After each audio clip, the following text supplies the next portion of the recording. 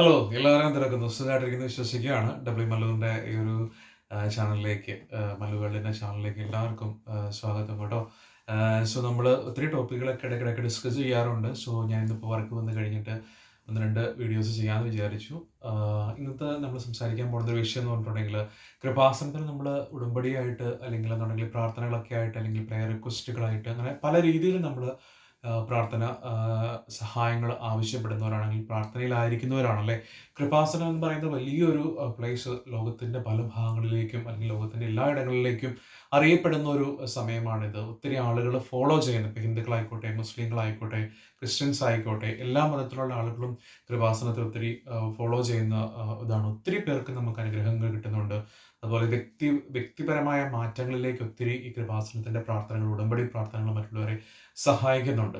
അതിലുപരി അതിൽ അതിൽ അതിനോടൊപ്പം തന്നെ നമ്മൾക്ക് പറയേണ്ട ഒരു കാര്യമാണ്, നമ്മൾ പലരും ഈ കൃപാസനത്തിൻ്റെ പ്രാർത്ഥന അല്ലെങ്കിൽ ഉടമ്പടി പ്രാർത്ഥനയിൽ ഉൾപ്പെട്ടിരിക്കുന്നവർ അല്ലെങ്കിൽ കോവനന്റ് പ്രെയർ അല്ലെന്നുണ്ടെങ്കിൽ നമ്മുടെ എന്താ പറയുക, നമ്മുടെ ലൈറ്റ് എ ക്യാൻഡിൽ പ്രെയർ, ഇങ്ങനെ പല പ്രെയറുകൾ പ്രാർത്ഥിച്ചിട്ടും നമ്മുടെ നിയോഗങ്ങൾ സാധിച്ചു കിട്ടാതെ അല്ലെങ്കിൽ ഒരു 90 ദിവസം കഴിഞ്ഞിട്ടോ അല്ലെങ്കിൽ വീണ്ടും ഒരു 90 ദിവസം കഴിഞ്ഞപ്പോൾ ഉടമ്പടി പുതുക്കിയെടുത്തിട്ട് ഒത്തിരി പേര് പ്രാർത്ഥന ചെയ്ത കാര്യങ്ങൾ ഒന്നും തന്നെ സാധിച്ചു കിട്ടിയില്ല എന്ന് പറഞ്ഞിട്ട് ഒത്തിരി വിഷമിപ്പിക്കുന്ന നല്ല രീതിയിൽ അല്ലെങ്കിൽ ഒത്തിരി സങ്കടത്തോടു കൂടി മെസ്സേജ് വിടുന്ന ഒത്തിരി ആളുകളുണ്ട്.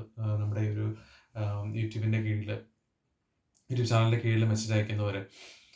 അപ്പം അങ്ങനെ ആ ഒരു ടോപ്പിക്കിനെ കുറിച്ച് ജസ്റ്റ് ഒന്ന് സംസാരിക്കാമെന്ന് വിചാരിച്ചിട്ടാണ് ഞാനിപ്പം ഈ ഒരു വീഡിയോയുമായിട്ട് വന്നിരിക്കുന്നത്. ഞാൻ ജസ്റ്റ് ഒരു മെസ്സേജ് ഇപ്പോൾ വായിക്കാം കേട്ടോ. ആ ഒരു മെസ്സേജിൽ പറയുന്ന കാര്യത്തെക്കുറിച്ച് നമുക്ക് ജസ്റ്റ് ഒന്ന് ഡിസ്കഷനായിട്ട് പോകാം. ഞാൻ ജസ്റ്റ് മെസ്സേജ് ഒന്ന് എടുക്കട്ടെ കേട്ടോ.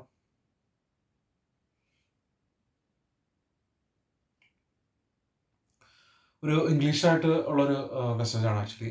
Don't stop praying because you don't see results immediately. God is working on his timetable.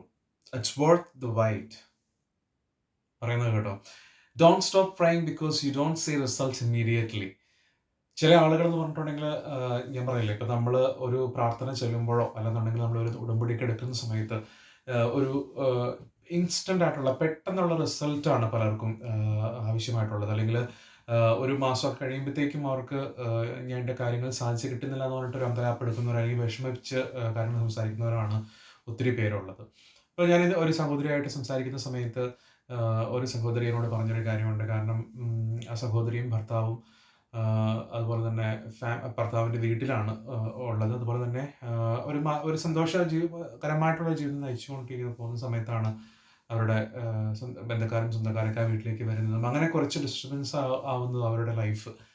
അപ്പം ഈ സഹോദരിക്ക് ഒത്തിരി ആളുകൾ ഒന്നുമില്ലാത്ത ആളാണ് ആക്ച്വലി. ഒത്തിരി റിലേറ്റീവ്സോ അല്ലെങ്കിൽ ചോദിക്കാനോ പറ്റിയ ഒരാൾക്കാരോ അങ്ങനെയൊന്നും ഇല്ലാത്തൊരു സഹോദരിയാണ്. ഒത്തിരിയേറെ വിഷമിച്ചിട്ട് ആ സഹോദരനോട് ഒരു കാര്യങ്ങൾ ഷെയർ ചെയ്തപ്പോൾ എനിക്കത് ഒത്തിരി മനസ്സിന് വിഷമം ഉണ്ടാക്കി. അപ്പം ഈശോയോട് അല്ലെങ്കിൽ കൃപാസന ഉടമ്പടി എടുത്തൊരു ഹിന്ദു പെൺകുട്ടിയാണ്. അപ്പം കൃപാസന ഉടമ്പടി എടുത്ത് പ്രാർത്ഥിക്കുന്നുണ്ട് അവർ. പക്ഷെ ഒന്നും മാറ്റം കിട്ടണില്ല ബ്രദറെ എന്ന് പറഞ്ഞിട്ട് എന്നോട് ഇങ്ങനെ എന്താ പറയുക, വിഷമിച്ച് പറഞ്ഞപ്പോൾ എനിക്ക് ഇത്ര വിഷമം തോന്നി. കാരണം നമ്മളൊന്ന് ആലോചിച്ച് നോക്കിയാൽ, നമ്മൾക്കൊരു കുടുംബത്തിൻ്റെ അവസ്ഥയിൽ അല്ലെങ്കിൽ കുടുംബ അന്തരീക്ഷത്തിൽ നമ്മൾ അങ്ങനെ നിൽക്കുന്ന സമയത്ത് ഒറ്റപ്പെട്ടു പോകുന്ന ഒരവസ്ഥ അല്ലേ, ഒത്തിരി പേർക്ക് മാനസിക ബുദ്ധിമുട്ടുണ്ടാക്കുന്ന ഒരു കാര്യമാണ്, പ്രത്യേകിച്ച് പെൺകുട്ടികൾക്ക്. ഒരു ഫാമിലിയിൽ നിന്ന് വിട്ട് വേറൊരു ഫാമിലിയിലേക്ക് പോയി അവരുടെ കൂടെ നിൽക്കുമ്പോൾ ഒരു പക്ഷേ മാറ്റി നിർത്തലുകൾ അല്ലെങ്കിൽ ഒഴിവാക്കലുകൾ അല്ലെങ്കിൽ അതും സ്വന്തം ആയിട്ട് സ്നേഹിക്കുന്ന ഭർത്താവിൽ നിന്ന് കൂടി ആകുമ്പോൾ അതൊരിക്കലും താങ്ങാൻ പറ്റത്തില്ല ഒരു സ്ത്രീക്ക്. കുട്ടികളൊക്കെ ഉള്ളൊരു പെൺകുട്ടിയാണ്. അപ്പോൾ അത് കേട്ടപ്പോൾ എനിക്ക് ഒത്തിരി വിഷമം തോന്നി. അപ്പോൾ ഒത്തിരി എന്നോട് ബ്രദറെന്ന് വിളിച്ചിട്ട്, എനിക്ക് ബ്രദറെന്ന് വിളിച്ചിട്ടാണ് എന്നോട് കാര്യങ്ങൾ പറയുന്നത്. ഒത്തിരി സന്തോഷം തോന്നി അങ്ങനെ ഷെയർ ചെയ്തപ്പം. പക്ഷേ ആ പെൺകുട്ടി പറഞ്ഞു, ലൈക്ക് ഇങ്ങനെ ഉടമ്പടി എടുത്തിട്ട് ബ്രദറെ ഒരു ഇതുമില്ല എന്നുള്ള രീതിയിൽ, മീൻസ് പ്രാർത്ഥിക്കുന്നുണ്ട് പക്ഷെ അതൊരു മാറ്റം വരുന്നില്ല എന്നുള്ള രീതിയിൽ. അപ്പം ആ ഒരു സഹോദരിയോട് എനിക്ക് പറയാനുള്ളതെന്ന് പറഞ്ഞിട്ടുണ്ടെങ്കിൽ, നമ്മൾ ഒരിക്കലും പ്രാർത്ഥന നിർത്തരുത്. നിങ്ങൾക്ക് ഉള്ള റിസൾട്ട് ഈശോ തരും. ഒരു പക്ഷെ അത് ഇമ്മീഡിയറ്റ് പെട്ടെന്ന് ആവണം എന്നില്ല, അല്ലെങ്കിൽ ഇൻസ്റ്റൻ്റ് ആയിട്ടുള്ള റിസൾട്ട് ആവണം എന്നില്ല അല്ലേ. അപ്പം കുറച്ചൊരു പക്ഷേ മാറ്റങ്ങളിലേക്ക് കൊണ്ടുവരാൻ വേണ്ടിയിട്ടായിരിക്കും, നല്ലതിലേക്ക് കൊണ്ടുവരാൻ വേണ്ടിയിട്ടായിരിക്കും ദൈവം കുറച്ച് വെയിറ്റ് ചെയ്യിപ്പിക്കുന്നത് കേട്ടോ. അപ്പോൾ ഈ ഒരു മെസ്സേജിൽ പറഞ്ഞതുപോലെ നമ്മൾ don't stop praying because you don't see results immediately എന്ന് പറഞ്ഞാൽ നമ്മൾ ഒരിക്കലും സ്റ്റോപ്പ് ചെയ്യരുത് നമ്മുടെ പ്രേയേഴ്സ്. നമുക്ക് റിസൾട്ട് കിട്ടാത്തതുകൊണ്ട് നമ്മൾ ഒരിക്കലും സ്റ്റോപ്പ് ചെയ്യാൻ പാടില്ല. അത് തുടർന്ന് കൊണ്ടുപോകണം. ഈശോയ്ക്ക് അസാധ്യമായിട്ടോ അല്ലെങ്കിൽ മാതാവിന് അസാധ്യമായിട്ടുള്ള ഒന്നും തന്നെ ഇല്ല അല്ലേ? അപ്പം ആ ഒരു പ്രെയർ നമ്മൾ ഒരിക്കലും സ്റ്റോപ്പ് ചെയ്ത് പോയത് കണ്ടിന്യൂസ് ആയിട്ട് പോകണം എന്നാണ് എൻ്റെ അഭിപ്രായം. അങ്ങനെ ഒത്തിരി ആളുകൾ നമ്മൾ പല രീതിയിലുള്ള പ്രാർത്ഥനകൾ ചൊല്ലിയിട്ടും എൻ്റെ കാര്യങ്ങൾ നടക്കുന്നില്ല എന്ന് പറയുന്ന ഒത്തിരി ആളുകളുണ്ട്. ഒരുപക്ഷെ ഈശോയും മാതാവും നിങ്ങളുടെ കാര്യങ്ങളിൽ വർക്ക് ചെയ്തുകൊണ്ടിരിക്കും. കാരണം അത്ര എളുപ്പമല്ല. മീൻസ് കുറേ കാര്യം നമുക്ക് എല്ലാവർക്കും ജീവിത പ്രശ്നങ്ങളുള്ളതാണ്. ചിലരുടെ ജീവിത പ്രശ്നം എന്ന് പറഞ്ഞാൽ വളരെ സുതാര്യമായിട്ടുള്ളതായിരിക്കും. ചിലരുടെ കുറേയും കൂടെ കെട്ടുപിണഞ്ഞിട്ടുള്ള കുറേ കാര്യങ്ങളായിരിക്കാം അല്ലേ? പല രീതിയിലുള്ള ജീവിത പ്രശ്നങ്ങളിലൂടെ കടന്നു പോകുന്നവരായിരിക്കും നമ്മൾ പലരും. അപ്പം നമ്മുടെ ചിലത് ടൈം എടുത്ത് നമ്മളുടെ കാര്യങ്ങൾ നടക്കേണ്ടതായിട്ടുണ്ടാവാം. വേഗം നടക്കേണ്ടതായിട്ടുണ്ടാവും. ഫോർ ഇൻസ്റ്റൻസ് ലൈക്ക് നമ്മൾ വിസ വരാൻ വേണ്ടി അല്ലെങ്കിൽ വിസ പ്രോസസ്സിങ്ങിന് നമ്മൾ കൊടുത്തിട്ട് അതിനെക്കുറിച്ചൊരു കാര്യങ്ങൾ റെഡി ആയിട്ടില്ല എന്ന് പറഞ്ഞിട്ട് നമ്മൾ പ്രാർത്ഥിക്കുകയാണ് അല്ലേ? അപ്പം അതിനൊരു ടൈം ഫ്രെയിം ഉണ്ട് അല്ലേ? നമ്മൾ പ്രാർത്ഥിക്കുന്ന ഒരു കാര്യത്തിന് നമ്മൾ വിസ എന്ന് പറയുന്ന കാര്യങ്ങളൊക്കെ പെട്ടെന്ന് നടക്കുന്ന ഒരു കാര്യമില്ല. അതിന് ടൈം എടുത്ത് ചെയ്യുന്ന കാര്യങ്ങളാണ്. അപ്പം നമ്മൾ അതിന് വേണ്ടിയിട്ട് വെയിറ്റ് ചെയ്യും. ഈശോയും മാതാവും നിങ്ങളോട് ആരാധിക്കുന്ന ദൈവങ്ങൾ എല്ലാവരും അതിന് വേണ്ടിയിട്ട് വർക്ക് ചെയ്യുന്നവരാണല്ലേ? ഈശോയ്ക്ക് പ്രത്യേകിച്ച് കൃപാസന മാതാവിനോടൊക്കെ പ്രാർത്ഥന യാചിക്കുന്നവർ ഒരിക്കലും ആ ഒരു പ്രാർത്ഥന കണ്ടില്ല എന്ന് മാതാവ് നടിക്കത്തില്ല. അല്ലെന്നുണ്ടെങ്കിൽ ഈശോയും മാതാവ് ഒന്നും നടിക്കത്തില്ല. അങ്ങനെ നിങ്ങളുടെ പ്രാർത്ഥനയ്ക്ക് ഉറപ്പായിട്ടും ഒരു ഉത്തരം ഉണ്ടാവും. പക്ഷെ ചിലർക്ക് കുറേ വെയിറ്റ് ചെയ്തിട്ടായിരിക്കും വരുന്നത്. ബട്ട് ചിലർക്ക് പെട്ടെന്ന് വരും. അപ്പം അതുകൊണ്ട് ഒരിക്കലും നിങ്ങൾ തളർന്നു പോകരുത്. ഉറപ്പായിട്ടും മുന്നോട്ട് ആ പ്രാർത്ഥന ചൊല്ലിക്കൊണ്ട് തന്നെ പോകണം. അപ്പം നമ്മൾ ഇറ്റ്സ് വർത്ത് ദ വെയിറ്റ് എന്നാണ് പറഞ്ഞിട്ടുണ്ടെങ്കിൽ.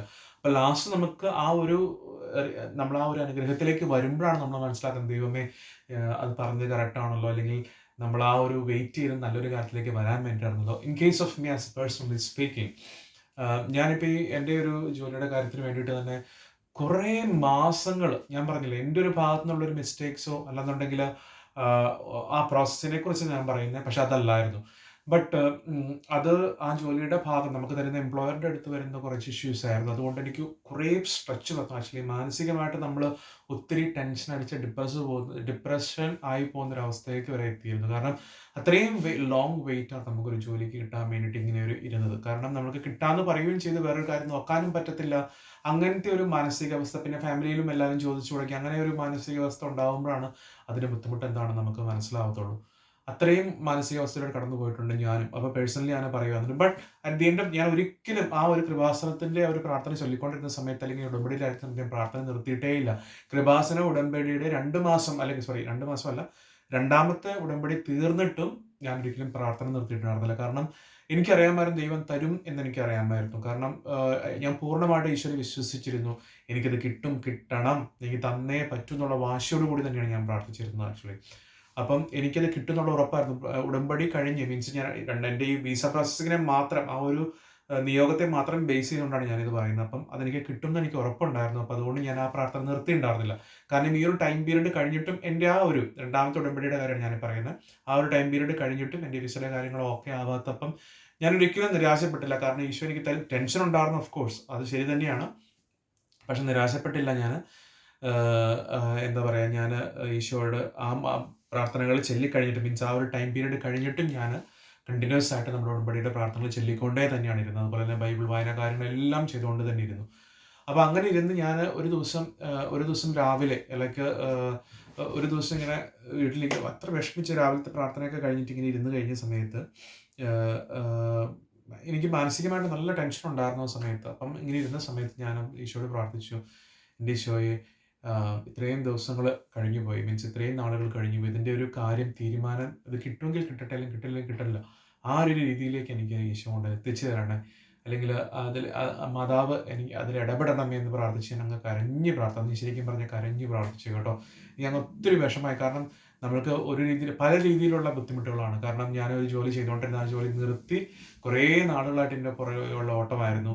അപ്പം എല്ലാം അടുത്തടുത്ത് വരുന്നൊരവസ്ഥ, മീൻസ് എല്ലാം അടുത്തടുത്ത് വന്ന് നിൽക്കുകയാണ്. അപ്പം നമുക്കൊരു വർക്ക് പെർമിറ്റൊക്കെ കിട്ടാൻ വേണ്ടിയിട്ട് കുറേ കഷ്ടപ്പെട്ടിട്ടാണ് വർക്ക് പെർമിറ്റൊക്കെ കിട്ടിയത്. അപ്പം അടുത്തടുത്ത് വന്ന് നിന്നിട്ട് പിന്നെ വിസയിലേക്ക് എത്തിയിട്ടൊരു തീരുമാനം ആവാത്തപ്പോൾ എനിക്ക് ഭയങ്കര ഒരു വിഷമമായിരുന്നു.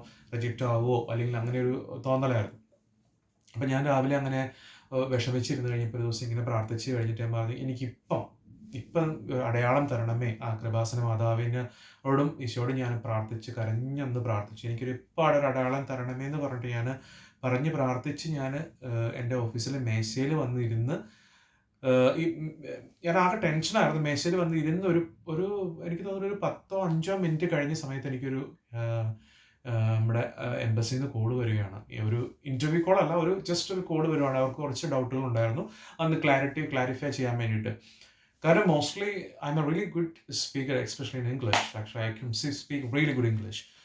ബട്ട് ആ ഒരു ടൈമിൽ ആ ഒരു പേടിയോ ബഹളോ എന്തൊക്കെ വന്ന സമയത്ത് എനിക്ക് ഈ കോള് വന്നിട്ട് ഒന്നും തന്നെ ഡെലിവർ ചെയ്യാൻ പറ്റാത്ത ഒരു എന്താ പറയുക, ഒരു അവസ്ഥയിലേക്ക് ഞാൻ പോയി എന്നുള്ളതാണ്. കാരണം അവർ ചോദിച്ച കാര്യങ്ങൾ തപ്പിത്തടഞ്ഞെന്ന് പറഞ്ഞ രീതിയിലാണ് പറഞ്ഞത്. കാരണം I was in Australia for while actually. So they have like little doubt about it. Like കുറേ കാര്യങ്ങൾ ക്ലാരിഫൈ ചെയ്യേണ്ടതായിട്ടുണ്ടായിരുന്നു ഇതിനകത്ത്.